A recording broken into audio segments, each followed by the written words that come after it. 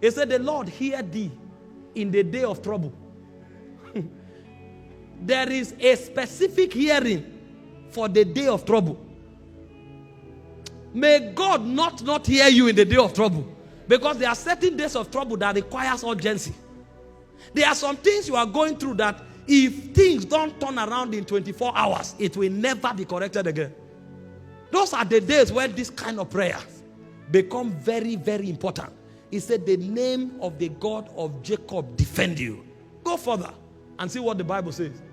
It says, send help from the sanctuary and strengthen you out of Zion. Why is God particularly sending you help from the sanctuary? It is in verse 3. It's not everybody that God sends help for from the sanctuary. Now read scriptures and quote them. Find their context.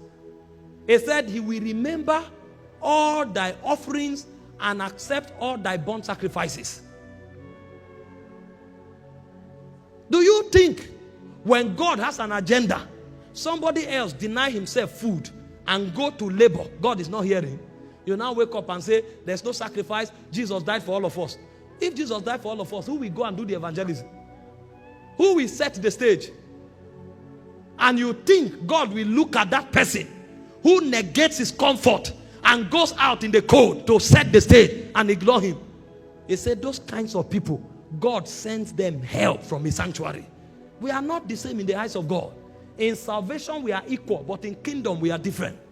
Because in kingdom God has an agenda, and God can boycott 1 million people to attend to those who are servicing his agenda. Because if those people are not there, his agenda on the earth will be truncated. And so when you find a man of sacrifice, that's a man walking perpetually under the atmosphere of intervention. Make no mistakes about it. Sacrifice is a weapon, and that weapon is most important for the last day.